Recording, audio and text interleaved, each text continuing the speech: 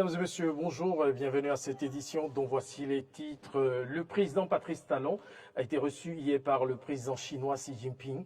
Nous en parlerons dans cette édition. À quelques jours des mondiaux de la pétanque à Cotonou, Oswald Omeki, ministre des Sports, a effectué une descente sur le boulodrome devant accueillir l'événement. Le point dans cette édition.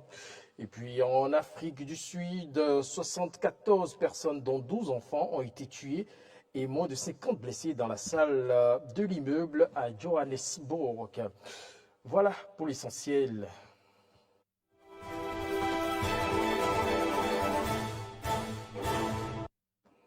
À nouveau, bonjour, merci de nous préférer les présidents Xi Jinping et Patrice Talon. Celle à Pékin, le pacte d'une coopération sino-béninoise a renforcé.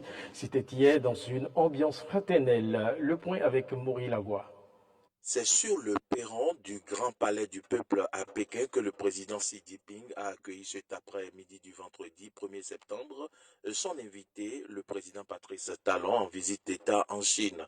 Après la présentation des deux délégations, les honneurs militaires, 8 coups de canon ont retenti dans le ciel de Pékin en l'honneur du Bénin. Les deux présidents ont ensuite échangé à travers une audience durant laquelle ils ont rappelé l'excellente qualité des relations entre la Chine et le Bénin. À travers vous, et je veux bien le faire à travers toutes les autorités politiques de mon point, saluer la qualité de la relation entre nos deux pays et l'engagement des diverses autorités pour cet aboutissement de nos relations qui ne cesse de s'améliorer. Nous avons proposé un mécanisme de co-investissement, une plateforme entre les autorités politiques administratives chinoises et béninoises pour aider, pour accompagner, pour appuyer les entreprises chinoises, que ce soit privé ou public, à venir investir, produire au Bénin, de sorte que cela puisse profiter à la Chine et à cette entreprise, mais également profiter au Bénin en termes d'environnement industriel, créateur d'emplois, créateur de richesses également, créateur d'un environnement de développement d'autres industries.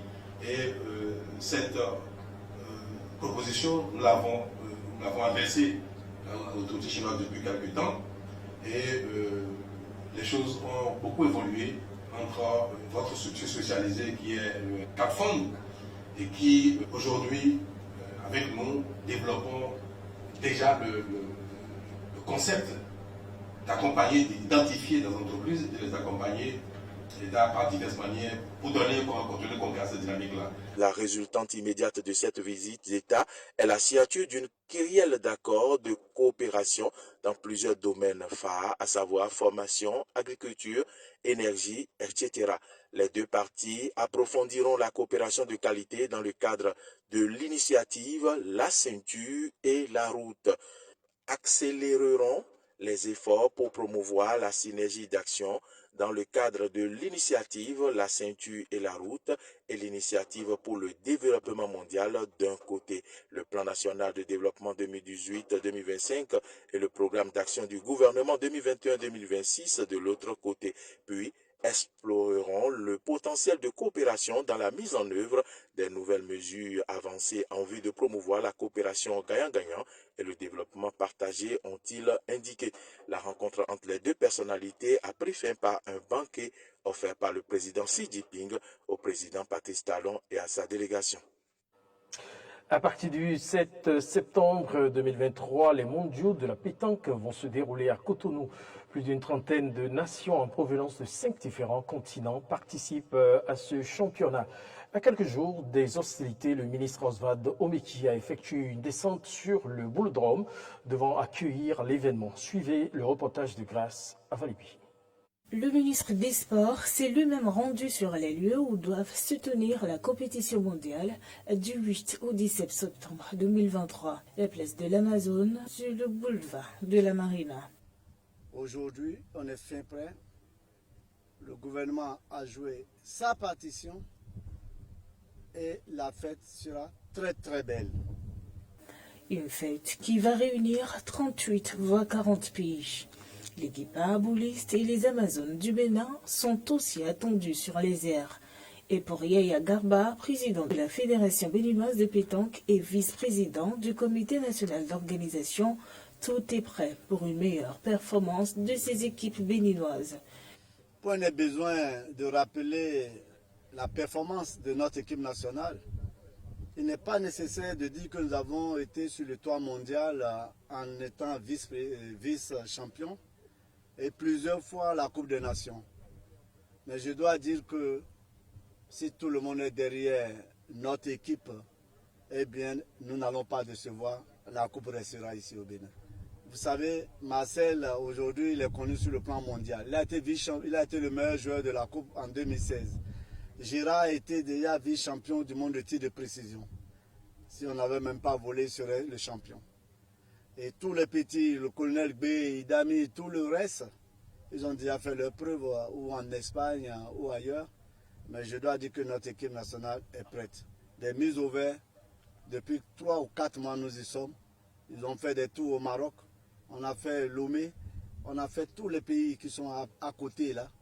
Et tout le temps, ils sont en mise au vert. Je crois que nous avons la meilleure équipe du moment. À partir de ce moment, que personne ne se fasse raconter l'événement. Nous souhaitons vivement que tout le monde, surtout que le gouvernement a déclaré la compétition entièrement gratuite. Les badges que nous donnons, c'est juste pour le contrôle. Elle est gratuite, mais contrôlée. Et nous sommes là pour dire merci au gouvernement, merci au ministre, dont la vision a été véritablement de faire révéler le Bénin par la pétanque. Nous y sommes. Nous demandons au peuple béninois de soutenir cette compétition par leur présence. Parce qu'en fait, c'est la première compétition mondiale que le Bénin organise. Et pour le dire, ce n'est pas seulement la pétanque, c'est toute discipline confondue. Du côté technique et organisationnel, le système mis en place est détaillé. 24 pistes de jeu de compétition de 4 mètres du 15, vous les voyez derrière, avec un carré d'honneur de pistes de la même dimension, 4 mètres sur 15. Et il a été prévu également de prévu de 2036 places qui ont déjà été rénovées en passage. Et il a été prévu de dériver des projecteurs. Les projecteurs vont nous donner une humidité de 300 lux au sol et 1000 lux au foyer. Suivant les tailles de charge de la Fédération internationale, ces projecteurs ont été réalisés et nous constatons. Nous avons prévu également la pérennité des tentes pour les arbitres qui est côté sud des invités. Nous avons prévu une tente pour la table de contrôle pour la gestion de la compétition. Il y a une tente prévue pour la sécurité. Et dans cette tente, il sera positionné le pas, puisque nous avons prévu un système de caméra de surveillance pour balayer pour ici. Et derrière la tribune, nous avons prévu des tentes d'infirmerie, antidopage, le contrôle antidopage et la Croix-Rouge. Également, des chapiteaux pour la restauration. Et nous avons prévu aménager aussi le travail à mobile.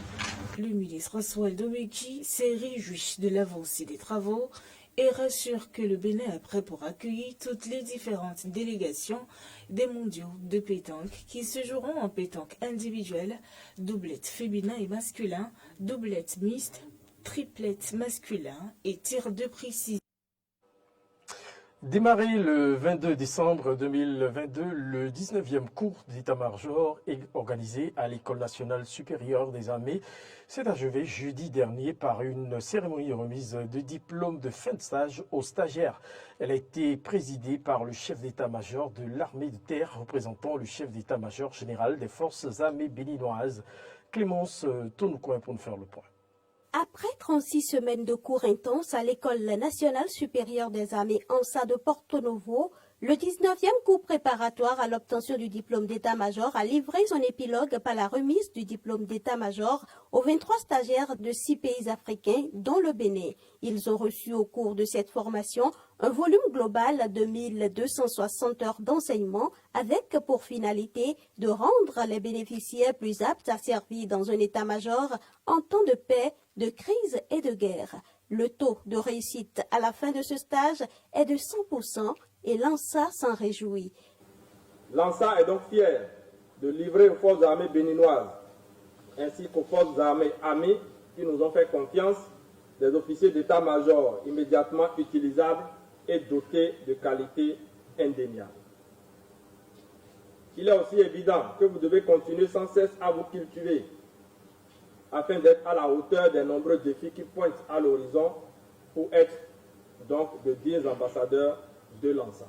Ce stage a été couplé à un master de professionnel en études stratégiques, sécurité et politique de défense, organisé conjointement avec la faculté de droit et de sciences politiques de l'université de Parakou. Le contre-amiral, chef d'état-major de la marine congolaise, parrain de la promotion, a félicité ses filleuls avant de leur prodiguer quelques conseils. Dans la vie de tous les jours, vous devez cultiver certaines valeurs qui constituent des vertus cardinales qui fondent et valorisent nos sociétés. Il vous faut ainsi faire preuve de discipline, de ponctualité, de rigueur, d'intégrité, mais aussi et surtout d'humilité. Quelle que soit votre âme d'appartenance, ayez l'esprit d'entreprise et l'esprit d'équipage. Vous êtes pour certains à la lisière et pour d'autres nouveaux dans la catégorie des officiers supérieurs. Ayez de l'audace, du courage et de l'imagination et vous réussirez. Dans son discours de clôture de la cérémonie, le chef d'état-major de l'armée de terre, représentant le chef d'état-major général des forces armées béninoises, a rappelé aux récipiendaires que l'officier traitant qu'ils sont maintenant devenus est la cheville ouvrière de l'état-major de leur pays, surtout dans le contexte actuel de menaces terroristes.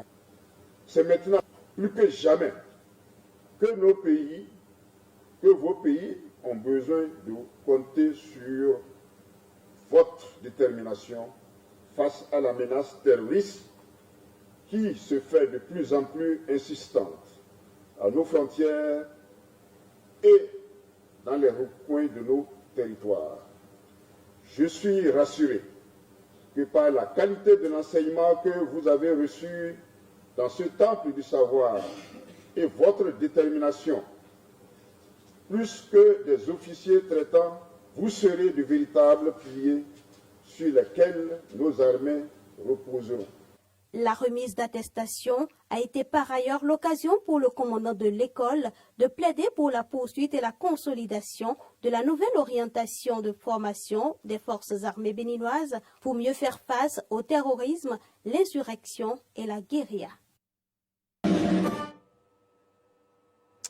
Hors de nos frontières, à présent en Afrique du Sud, 74 personnes, dont 12 enfants, ont été tuées et moins de 50 blessés dans la salle de l'immeuble à Johannesburg. Les détails avec nos confrères de RT. De mercredi à jeudi a été éteint, mais les pompiers s'activaient toujours dans la matinée pour tenter de retrouver d'autres éventuelles victimes. Le bâtiment est situé dans une zone défavorisée au sein du quartier des affaires de la capitale économique du pays. Les habitants s'y étaient installés de façon illégale, une pratique répandue dans le pays. Le président d'Afrique du Sud, Cyril Ramaphosa, déplore une immense tragédie. Vladimir Poutine a adressé ses condoléances à son homologue sud-africain. Monsieur le Président, veuillez accepter mes sincères condoléances suite au tragique incendie survenu à Johannesburg. Je vous prie de transmettre mon message de compassion et de soutien aux familles et aux proches des victimes, ainsi que mes vœux de prompt rétablissement à toutes les personnes affectées. Respectueusement, Vladimir Poutine. Il n'est pas possible de déterminer immédiatement la cause du départ de feu, comme l'a souligné le porte-parole des services de secours, Robert Moulaoudzi. Lorsque la ville loue un immeuble, ceux qui en prennent la responsabilité doivent s'assurer que le bâtiment est bien entretenu, qu'ils sont en mesure de le restituer dans l'état dans lequel ils l'ont reçu. Mais ils ne peuvent pas être en mesure de se projeter ou de prédire dans quelle situation sera une entreprise qui arrêterait ses activités pour une raison ou une autre. Jusqu'à présent, nous inspectons tous les étages pour nettoyer, pour nous assurer qu'il n'y ait pas d'autres corps non identifiés qui pourraient être piégés. Puis nous passerons le relais à la police pour une enquête plus approfondie. C'est un bâtiment abandonné ou squatté par des gens qui ne payent pas les charges, alors c'est ce qui se passe. Parfois, bien sûr, s'il n'y a pas d'électricité, ils utilisent d'autres appareils de chauffage pour essayer de continuer à vivre au quotidien. À ce stade, nous ne connaissons pas la cause de l'incendie, mais des enquêtes seront menées pour la déterminer. Nous ne défendrons personne. Si un fonctionnaire de la ville sera reconnu coupable d'avoir abusé de ses fonctions ou d'avoir manqué à ses responsabilités, des têtes tomberont à coup sûr. En Iran, Téhéran bloque en effet l'accès à l'Institut français de recherche. Suivez plutôt. L'Institut, en janvier dernier, après la publication par le magazine satirique Charlie Hebdo de caricatures jugées insultantes pour le guide suprême Ali Khamenei, la plus haute personnalité religieuse et politique en Iran. Paris déplore la fermeture de l'IFRI et rappelle que le respect de la liberté de la presse est en vigueur en France. Dans ce contexte, le ministère français des Affaires étrangères a convoqué le chargé d'affaires de l'ambassade d'Iran. La France a dénoncé la pose de scellés sur les portes de l'Institut français de recherche en Iran, IFRI, alors que la France s'était pleinement conformée à la décision unilatérale iranienne de fermer cet institut en janvier 2023. Cette pose de scellés revient à priver la France d'accès à une collection d'ouvrages de grande valeur constituée par des générations de chercheurs français et iraniens sur plus d'un siècle. Compte tenu de l'ancienneté et de la valeur de ces ouvrages, elle emporte le risque de causer des dégradations et pertes irrémédiables pour la recherche scientifique. Cette atteinte contre l'un des symboles les plus anciens de la coopération scientifique et intellectuelle entre la France et l'Iran témoigne d'une volonté d'escalade des autorités iraniennes. La France appelle l'Iran à revenir sur cette décision unilatérale et à lever immédiatement les scellés. Le gouvernement suisse a décidé d'accorder une aide unique près de 57 millions de dollars au Comité international de la Croix-Rouge. Voilà. L'organisation connaissait des difficultés financières en raison des nombreux défis auxquels elle est confrontée. Mais en plus d'allouer une contribution au budget de l'organisation, le Conseil fédéral a décidé d'assouplir les conditions de remboursement d'un prêt d'environ 228 millions de dollars accordé à la Croix-Rouge en 2020. La durée de remboursement de ce prêt a été portée de 4 à 8 ans. Pour stabiliser les finances du Comité international de la Croix-Rouge, le Conseil fédéral propose de lui verser une contribution unique de 50 millions de francs et d'assouplir le remboursement de son prêt pour la lutte contre le Covid-19. Voilà qui vient mettre un thème à cette édition. Mesdames et messieurs, merci de nous avoir suivis. Prochain rendez-vous, 19h.